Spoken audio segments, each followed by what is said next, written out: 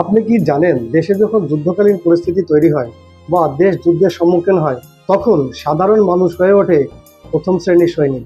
আর সেই জন্য তৈরি হয়েছে একটি বিশেষ আইন, সিভিল ডিফেন্স অ্যাক্ট 1968। এই আইনটি শুধু কাগজে কলমে নয়, এই আইনটি শুধু খাতা কলমে নয়, এই আইনটি শেখায় এই যুদ্ধকালীন পরিস্থিতিতে কিভাবে সাধারণ মানুষের জীবন সুনিশ্চিত করা যায়, কিভাবে সাধারণ মানুষকে নিরাপত্তা স্থানে পৌঁছানো যায়, এবং এই সময়ে সাধারণ মানুষের দেশের প্রতি যে কর্তব্য সেটাও নিশ্চিত করে এই আইনের মাধ্যমে। অর্থাৎ দেশের প্রত্যেকটি নাগরিকের, প্রত্যেকটি সিটিজেনের দেশের প্রতি একটি কর্তব্য থাকে, একটি কর্তব্য আছে, সেই কর্তব্য সুনিশ্চিত করে এই আইনের মাধ্যমে।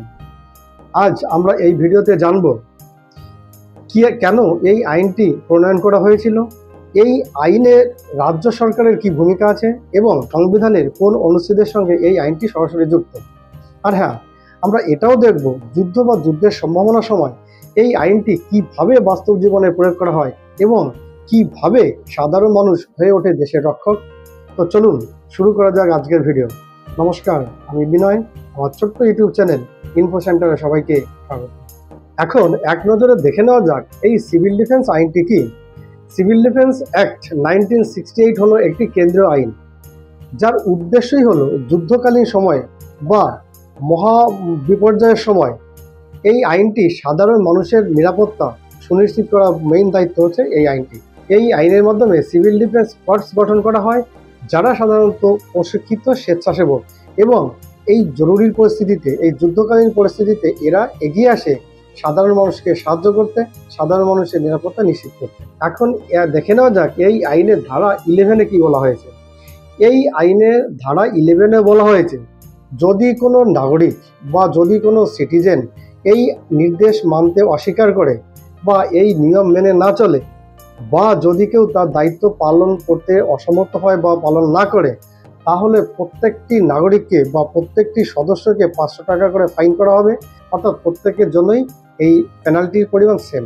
1962 সালে ভারত চীনের যুদ্ধ এবং 1965 সালে ভারত পাকিস্তানের যুদ্ধ, এই দুটো যুদ্ধ থেকে ভারত এটা রিয়েলাইজ করে বা উপলব্ধি করে যে এই যুদ্ধকালীন পরিস্থিতিতে বা আপৎকালীন পরিস্থিতিতে অসামরিক প্রতিরক্ষারও একটি কাঠামো দরকার। কারণ এই আপৎকালীন পরিস্থিতিতে দেশের যে সাধারণ নাগরিক বা আম জনতা, তাদের সুরক্ষা সুনিশ্চিত করবার প্রয়োজন আছে এবং তার জন্য একটি সুনির্দিষ্ট অসামরিক কাঠামোর প্রয়োজন হয়। এই উপলব্ধি থেকে বা এই অনুভব থেকে তৈরি হলো সিভিল ডিফেন্স অ্যাক্ট 1968। দেশ যখন যুদ্ধের সম্মুখীন হয় বা যুদ্ধের আশঙ্কা তৈরি হয় কিংবা জাতীয় নিরাপত্তা যখন হুমকির মুখে পড়ে, তখন এই আইনটি কার্যকর হয়। এখন দেখে নেওয়া যাক এই সিভিল ডিফেন্স অ্যাক্টের ক্ষেত্রে রাজ্যের ভূমিকাটা কি। যদিও এই আইনটি অর্থাৎ সিভিল ডিফেন্স অ্যাক্ট একটি কেন্দ্রীয় আইন, তবে এটা বাস্তবায়িত হয় কিন্তু রাজ্য সরকারের মাধ্যমে। রাজ্য সরকার এটা বাস্তবায়িত করে। কি কি করতে পারে রাজ্য সরকার? সিভিল ডিফেন্স কর্পস রাজ্য সরকার গঠন করতে পারে, সদস্যদের নিয়োগ এবং প্রশিক্ষণ দেওয়ার ব্যবস্থা করে থাকে রাজ্য সরকার, এবং প্রয়োজনীয় বাজেট ও লজিস্টিক সাপোর্ট দিয়ে থাকে রাজ্য সরকার। এছাড়া জনগণ এবং সম্পত্তি রক্ষা করতে প্রয়োজনীয় পদক্ষেপ নিয়ে থাকে এই রাজ্য সরকার। জরুরি পরিস্থিতিতে যাতে জল, বিদ্যুৎ, হাসপাতাল এবং যোগাযোগ ব্যবস্থা সচল থাকে, তার জন্য যে কোনো ব্যবস্থা করতে পারে রাজ্য সরকার। এছাড়া অসামরিক প্রতিরক্ষার ক্ষেত্রে যদি কোনো সরঞ্জাম কেনার প্রয়োজন হয়, তখন কেন্দ্রীয় সরকারের পারমিশন ব্যতিরেক বা যদি কোনো এমন প্রসেস থাকে যেটা এই প্রসেসটা ফলো করতে অনেক টাইম সাপেক্ষ বা সময় লাগবে, তাহলে রাজ্য সরকার এককভাবে সিদ্ধান্ত নিয়ে সেই জিনিসটি কিনতে পারে বা সেই ব্যবস্থা করতে পারে। এছাড়া রাজ্য সরকার সিভিল ডিফেন্সের নিয়মাবলী তৈরি করতে পারে এবং প্রয়োজনে নির্দেশও জারি করতে পারে রাজ্য সরকার। এখন দেখে নেওয়া যাক সংবিধানের কোন অনুচ্ছেদের সঙ্গে এই আইনটি যুক্ত।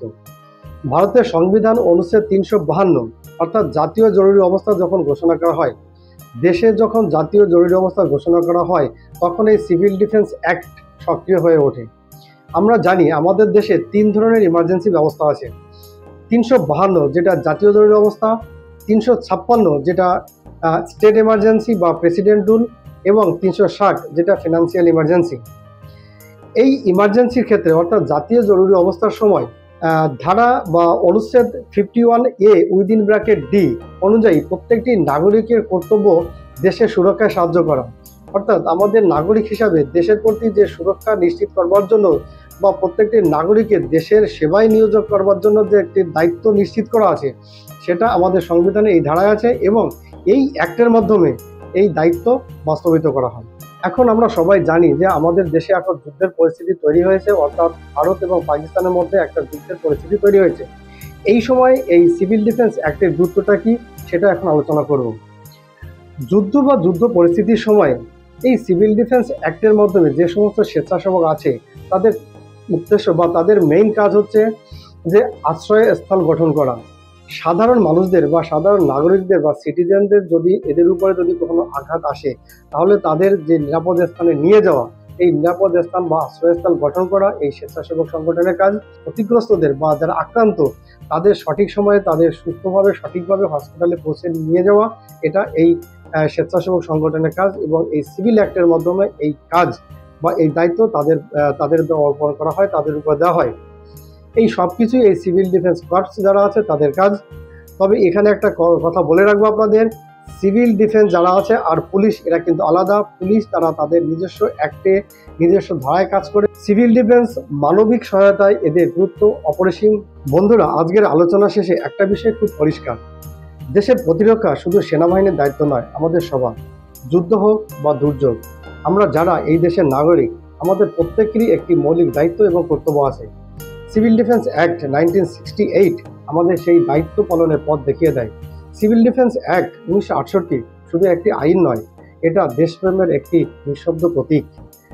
এটি আমাদের শেখায় দেশকে ভালোবাসা মানে শুধু জাতীয় পতাকা ওড়ানো নয়, সংকটের সময় সঠিক দায়িত্ব পালন করাও দেশপ্রেম। আমরা যদি আইনটি মেনে চলি এবং একসঙ্গে কাজ করি, তাহলে শুধু যুদ্ধ নয়, যে কোনো বিপর্যয়ে আমরা সম্মিলিতভাবে জয় করতে পারি। তো বন্ধুরা, আজ এই পর্যন্ত। সবাই ভালো থাকুন, সুস্থ থাকুন। ভিডিওটি ভালো লাগলে লাইক দিন, শেয়ার করুন আর অবশ্যই সাবস্ক্রাইব করে আমার সঙ্গে থাকুন। Thank you.